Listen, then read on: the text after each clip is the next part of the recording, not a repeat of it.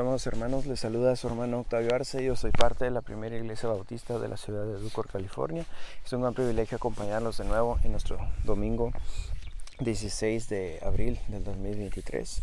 Y esta meditación la vamos a estar localizando en el segundo libro de Samuel, en el tercer capítulo, en versículos que van del 22 al 39. Es una lectura extensa, pero es una lectura que nos habla de cómo Joab amenazó la paz que se acababa de alcanzar en el pueblo de Israel. Joab asesina a Abner, que era uno de los generales del ejército del rey Saúl, y se pone a punto de dividirse de nuevo el pueblo de Israel entre los que seguían al rey Saúl y los que seguían al rey David.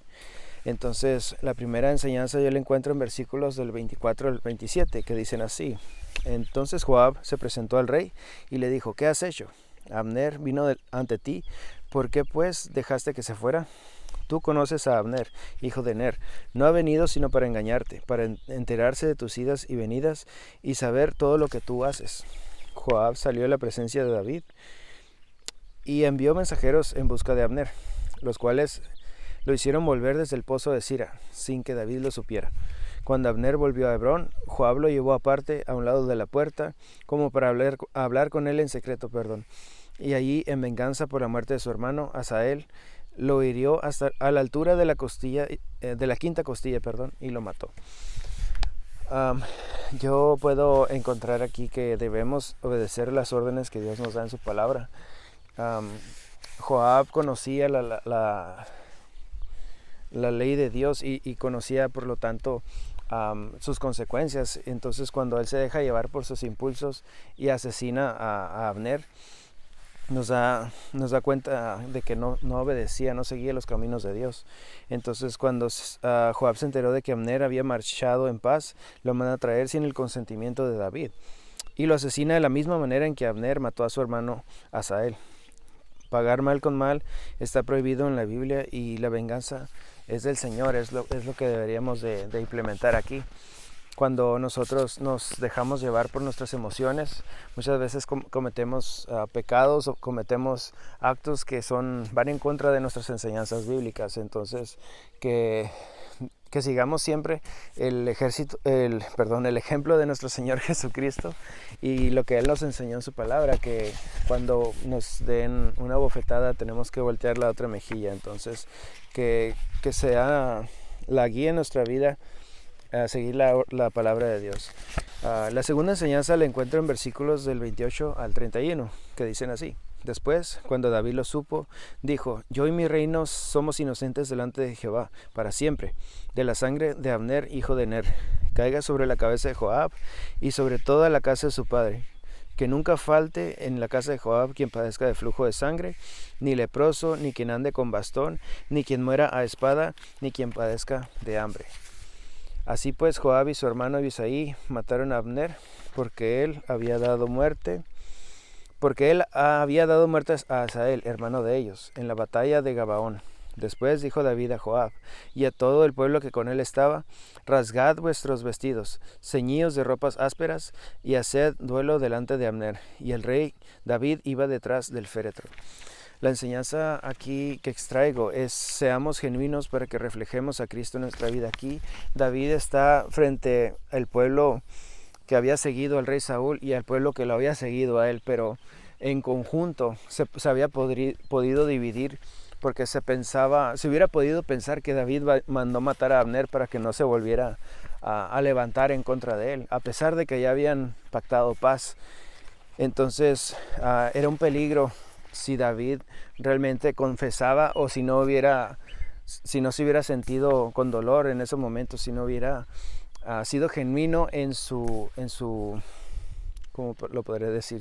En su forma de sentirse, debido a que se había roto o estaba a punto de romperse la paz de nuevo. Entonces sintió una gran pérdida, sintió un gran dolor porque el hombre que había combatido contra él había sido asesinado. Entonces cuando David se entristece al enterarse del asesinato de Abner, al ponerse en riesgo la paz del pueblo de Israel, David maldice a Joab y la casa de su padre y su descendencia, obviamente. Entonces aquí vemos que el pueblo se dio cuenta que David sí estaba hablando en serio, porque David se entristece y David incluso maldice a uno de sus siervos. Entonces la enseñanza que yo encuentro aquí es que seamos genuinos para que reflejemos a Cristo en nuestra vida. Y la tercera enseñanza yo la encuentro en versículos del 35 al 39, que dicen así: entonces todo el pueblo vino a persuadir a David para que comiera antes de que acabara el día. Pero David juró diciendo: traiga Dios sobre mí el peor de los castigos, si antes que se ponga el sol pruebo yo pan o cualquier otra cosa. Todo el pueblo lo supo y le agradó, pues todo lo que el rey hacía agradaba a todo el pueblo. Y supo aquel día todo el pueblo y todo Israel que el rey no había tenido participación en la muerte de Abner, hijo de Ner. También dijo el rey a sus siervos: ¿no sabéis que un príncipe y un grande ha caído hoy en Israel? Aunque ungido rey, me siento débil hoy, pero estos hombres, los hijos de Sarbia, son más duros que yo. Que Jehová le pague al que mal hace conforme a su maldad. Aquí yo puedo extraer que debemos de poner toda prueba o tribulación en manos de Dios. Cuando David se ve afectado y se ve a punto de otra vez perder la paz que había conseguido, él clama a Dios y maldice a la familia de Joab y a la casa de su padre. Entonces, en ocasiones Dios nos va a probar para ver cómo está la condición en nuestra fe. La clave aquí es de no alejarse de Dios y poner todos nuestros problemas en las manos de Dios, orando, ayunando y permaneciendo en la palabra de nuestro Señor.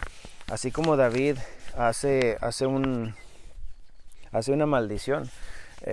No es que nosotros tengamos que maldecir a nuestros enemigos, sino al contrario, Dios nos llama a bendecir a los que nos persiguen, a los que nos maldicen. Así también David pone el destino y la vida de Joab en las manos de nuestro Señor. Entonces cuando tengamos alguna prueba, alguna tribulación, hay que ponerlo todo en manos de Dios a través de oración, a través de ayuno y de leer su palabra. Entonces, que nos sirva de lección, que todo el tiempo que estemos pasando por un periodo de tiempo que se interrumpe nuestra fe, que nuestra paz se vea amenazada, debemos de obedecer primero que nada la enseñanza primera, debemos obedecer las órdenes que Dios nos da en su palabra. La segunda enseñanza: seamos genuinos para que reflejemos a Cristo en nuestra vida, no escondamos nada. Y la tercera, que pongamos toda prueba o tribulación en las manos de Dios. Espero estas enseñanzas sean de gran bendición a su vida y espero encontrarlos en una ocasión próxima. El Señor los bendiga. Hasta pronto.